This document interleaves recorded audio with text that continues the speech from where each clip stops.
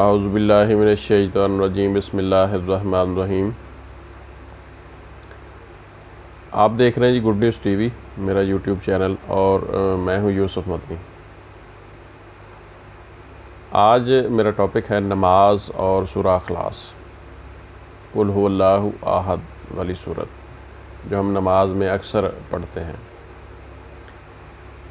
دوستو، آج میں اس کے ترجمہ کے حوالے سے تفسیر کے حوالے سے آپ کو تھوڑا سا گائیڈ کروں گا۔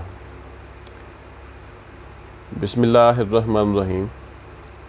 قل هو اللہ احد، اے محمد، یعنی قرآن پاک جو ہے وہ میرے نبی سید الانبیاء علیہ السلام کے اوپر نازل ہوا ہے۔ تو قرآن پاک میں اللہ کی ذات جو ہے وہ اپنے حبیب سید الانبیاء علیہ السلام سے مخاطب ہے۔ رب کائنات فرماتے ہیں، فرما دیجئے اے میرے حبیب، فرما دیجئے اللہ ایک ہے۔ اس مالک کی جو ذات ہے وہ واحد ہے، وہ ایک ہے۔ اس طرح فرمایا اللہ الصمد، اللہ بے نیاز ہے۔ اللہ کن چیزوں سے بے نیاز ہے، میں یہ تھوڑا سا آپ کو بتاؤں گا۔ پہلے میں آپ کو ترجمہ بتا دوں۔ وہ بے نیاز ہے، لم یلد، وہ کسی کا بیٹا نہیں ہے، اس کا کوئی باپ نہیں ہے۔ لم یلد ولم یولد، اور نہ ہی اس کا کوئی باپ ہے، نہ اس نے کسی کو جنا اور نہ وہ جنا گیا، یعنی نہ اس کا کوئی باپ نہ اس کا کوئی بیٹا۔ اس کے بعد آتا ہے ولم یک اللہ کفوا احد۔ وہ مالک فرماتا ہے اور کوئی بھی اس کا ہمسر، اس کا ثانی نہیں ہے، کوئی بھی اس جیسا نہیں ہے۔ وہ مالک ہے، وہ اپنی شان میں اعلیٰ تر ہے، وہ بزرگ و برتر ہے، وہ یکتا ہے، اس کا کوئی ثانی نہیں ہے، اس کا کوئی بیٹا نہیں ہے، اس کی کوئی اولاد نہیں ہے، وہ بے نیاز ہے، وہ اکیلا ہے۔ دوستو، یہ نماز میں ہم پڑھتے ہیں۔ نماز یہ اللہ کی جو عبادت ہے، اس میں سورہ فاتحہ کے بعد ہم جو دوسری صورت ملاتے ہیں، اکثر جو میرے جیسے تھوڑے پڑھے لکھے لوگ ہیں وہ سورہ فاتحہ کے بعد سورہ اخلاص قل هو اللہ احد والی صورت ہی پڑھتے ہیں۔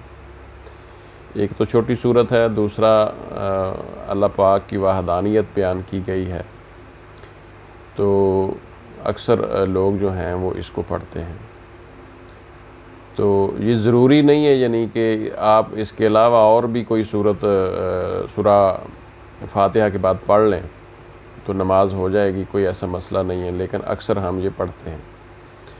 تو اس کا نماز کے ساتھ کیا تعلق ہے، میں یہ بھی بتا دیتا ہوں کہ اس کی خوبصورتی دیکھیں کہ اس میں اللہ پاک فرما رہا ہے کہ فرما دیجئے میرے حبیب کہ میں ایک ہوں، اللہ الصمد، اللہ بے نیاز ہے۔ وہ بھائی ہر چیز سے بے نیاز ہے۔ خدا نہ خواستہ اس دنیا میں کوئی بھی مسلمان نہ ہو تو وہ اسے کوئی فرق نہیں پڑتا، اور ساری دنیا مسلمان ہو جائے، کلمہ پڑھ لے، اور وہ ان کو ان کے انعامات دے دے، ان کا جو اجر بنتا ہے وہ سارے کا سارا اللہ پاک کی ذات لوگوں کو دے دے، تو اس کے خزانے میں پھر بھی کوئی کمی نہیں آتی۔ لیکن بہت سارے جو لوگ ہیں وہ یہ سمجھتے ہیں کہ ہم اللہ سے جڑنا چاہتے ہیں، لیکن ڈائریکٹلی ہم کوئی ایسا راستہ، کوئی ایسا واسطہ نہیں ہے۔ اللہ پاک سے آپ نے جڑنا ہے تو نماز میرے نبی کا جو ترانہ ہے اس کو سمجھنا پڑے گا۔ نماز میں ہم جو اس سے آگے پڑھ رہے ہیں، درود پاک کیا ہے، اتحیات کیا ہے، اس کو سمجھنے کی کوشش کریں کہ نماز اپنے اپنے جو آپ کوئی بھی مسلک ہے، کوئی بھی آپ ترجمہ پڑھنا چاہتے ہیں کسی عالم دین کا، کسی مفسر کا، تو ترجمہ پڑھیں کہ ترجمہ آپ کو کیا کہنا چاہ رہا ہے، کیونکہ عربی ہماری زبان نہیں ہے، خصوصاً جو ہم پاکستان کے لوگ ہیں، بر صغیر کے لوگ ہیں، یا اپنا عجم کے لوگ ہیں جتنے بھی عرب کے علاوہ، تو ہماری جو زبان ہے وہ عربی نہیں ہے، لہٰذا ہمیں عربی کو سمجھنے کے لیے ترجمہ پڑھنا پڑے گا، اس کی تفسیر کو جاننا پڑے گا۔ تو اس لیے میرا مقصد یہ ہے کہ اللہ پاک نے اپنے اختیارات کے حوالے سے، اپنے معاملات کے حوالے سے، اپنے حبیب سید الانبیاء علیہ السلام کو بہت بڑے انعامات، ان کے خاندان کو بہت بڑے انعامات سے نوازا، تو بہت سے اختیارات دیے میرے مالک نے اپنے نبی سید الانبیاء علیہ السلام کو۔ تو اللہ پاک کے حبیب کے حوالے سے جو ہمارا ذکر آ رہا ہے نماز میں، اس کے آگے اتحیات میں تشہد جس کو ہم کہتے ہیں، اور درود پاک، درود ابراہیمی میں، تو یہ بہت خوبصورت دعائیں ہیں، ان کو سمجھنے کی کوشش کریں کہ میرے نبی سید الانبیاء علیہ السلام اور ان کی آل اولاد کا کیا مقام ہے، کیونکہ جو جنت کی سرداری ہے وہ سید الانبیاء علیہ السلام کے بچوں کے حصے میں آئی ہے۔ تو یہ بہت خوبصورت جو نماز کا جتنا بھی کلام ہے جو ہم نماز میں پڑھتے ہیں، سبحانک اللہم و بحمدک و تبارک اسمک و تعالی جدک ولا الہ غیرک، یہ جو یہاں سے لے کر سلام پھیرنے تک، میرا دوستو فوکس یہ ہے کہ ہمیں یہ علم ہونا چاہیے کہ ہم نماز میں کیا پڑھتے ہیں۔ تو آج میں نے آپ کو جو ترجمہ بتایا ہے قل ھو اللہ احد، سورہ اخلاص کا، یہ اللہ جو ہے وہ مالک ہے، وہ ہر چیز کا خالق ہے، وہ قادر ہے ہر چیز کے اوپر کہ ہمارے اوپر من و سلوہ اتر سکتا ہے۔ یعنی ہمارا مسلمان کا جو بلیو ہے وہ یہ ہونا چاہیے کہ وہ ہر چیز پر قادر ہے، وہ جس کو کیا کہتے ہیں پنجابی میں، لکھ کو ککھ کر دے یا ککھ کو لکھ کر دے، وہ ہر چیز پہ قادر ہے، وہ ہر چیز کا مالک ہے، وہ ہر چیز کر سکتا ہے۔ لیکن یہ عمل کی دنیا ہے، یہاں انسان کو عمل کرنا پڑے گا، کیونکہ ہمارا سید الانبیاء علیہ السلام کا جو دین ہے، دین اسلام، یہ دین یقیناً عمل کا دین ہے۔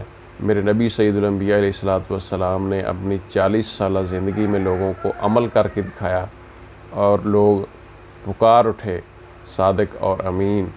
میرے نبی سید الانبیاء علیہ السلام کا مقام تھا عرب لوگوں میں۔ تو یہ عمل کا دین ہے، پہلے آپ عمل کریں، عمل سے لوگوں کو دکھائیں کہ ہم کیا ہیں، اور صبر کریں، برداشت کریں، کیونکہ ہمارا کام بڑا ہے۔ مسلمان کا جتنا یہ جو ہمارا دین ہے، اس میں جتنی وسعت ہے، اور یہ ہم آخری نبی سید الانبیاء علیہ السلام کے امتی ہیں، تو ہمارے اندر صبر بھی ہونا چاہیے، وسعت بھی ہونی چاہیے، کیونکہ ہم جتنے بھی مذاہب ہیں ہم ان کو اپنے اندر سمو سکتے ہیں، کیونکہ کوئی بھی انسان اپنے مذہب کو چھوڑ کر جو مسلمان ہوتا ہے، اس میں بہت بڑی گنجائش ہے اللہ پاک نے رکھی، وہ توبہ کر لے، اللہ پاک اس کو ہر چیز پچھلی معاف کر دیتا ہے۔ تو اس لیے ہمارے اندر صبر بھی ہونا چاہیے، تحمل بھی ہونا چاہیے، اور ہم نے آگے بڑھ کر سوچنا ہے، لوگوں سے پیار کرنا ہے، لوگوں سے محبت کرنی ہے، جس طرح کہ ہمارے نبی سید الانبیاء علیہ السلام نے اپنی زندگی میں لوگوں سے محبت کی، لوگوں سے پیار کیا۔ جو کوڑا پھینکنے والی خاتون تھی اس کو بھی معاف کیا، جنہوں نے طائف میں پتھر مارے ان کو بھی معاف کیا، اسی طرح دیگر جن لوگوں نے ظلم کیے میرے نبی سید الانبیاء علیہ السلام کے ساتھ، تو ان کو خاص طور پہ فتح مکہ کے طور پہ معاف کیا۔ تو دوستو یہ بہت بڑی داستان ہے، تو میں یہ چاہوں گا کہ آپ نماز کا ترجمہ بار بار پڑھیں، اور اس سے اگلا ٹاپک انشاءاللہ اللہ کی مہربانی سے جو میں بیان کروں گا وہ بیٹیوں کے مقام کے حوالے سے ہوگا، اور میرے نبی سید الانبیاء علیہ الصلوۃ والسلام کی بیٹی کا مقام کیا ہے، آپ نے کیا مقام بخشا، اس حوالے سے ضرور میری ویڈیو سنیے گا۔ میرا چینل جو ہے اس کا نام ہے گڈ نیوز ٹی وی، اور اس کو آپ نے لائک کرنا ہے، سبسکرائب کرنا ہے، شیئر کرنا ہے دوستوں کو۔ تو اجازت دیجیے، یوسف مدنی، اللہ حافظ۔